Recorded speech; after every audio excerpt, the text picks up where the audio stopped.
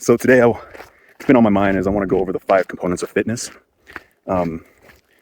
Because nowadays a lot of people are starting to take their health and fitness seriously, and that's great. So the reason I'm going over this is because I go over this in a lot of corporate wellness presentations too. And it's important to have an even amount within each of these 5, mainly 4 components of fitness here, but I'm gonna go over 5.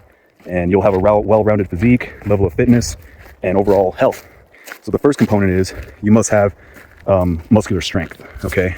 Muscular strength is the body's ability to exert force during a given repetition or set of repetitions, maximal force, right? That pertains to strengthening your joints, building muscle mass, strengthening your cartilage, your tendons and ligaments, and you're building muscle through that. That pertains a lot to resistance training, like the bench press, squat, deadlift. You build muscle mass, which raises your metabolism.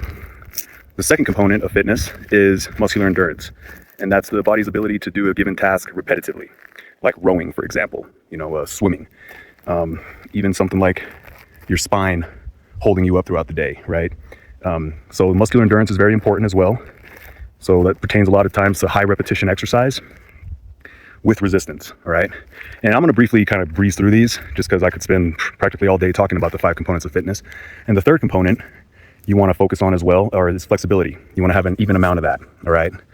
Probably every day to every other day, especially the older we get. So that's the body's ability to, for a given joint to go through a full range of motion, to bend, to reach and whatnot. And that also plays a big part in muscle recovery and injury prevention. The fourth component, and flexibility pertains to something like yoga, static stretching, dynamic stretching. And the fourth component is cardiovascular health, right? We want to have a great level of cardiovascular health. That pertains to the heart and lungs' ability to deliver nutrients and oxygen to the working muscles, to keep your blood vessels clear, your arteries, your veins. Your arteries takes blood away from the heart, delivers it to the muscles, gets rid of waste, carbon dioxide, free radicals, lactic acid and all that, and their veins take oxygen to the heart, filters it, right? So it's good to have an even amount of level. If you're looking for general health, fitness, and whatnot, you want to have an even amount of those 4 there. And the 5th component of fitness is body composition. That's an individual's level of muscle mass, bone density, fat mass, and fluid levels. So at the college gym where I work at, HHPC, we measure that through the BOD pod, and it's pretty accurate when you meet the requirements beforehand. So those, and for men, you want to have anywhere between 12 and 21% body fat for healthy optimal range, and women 15 and 30% body fat for healthy optimal range. So those are the 5 levels of 5 components of fitness, and depending on your particular, if you're sport specific, you might want to focus a little more on, say, your bodybuilder muscular strength and flexibility.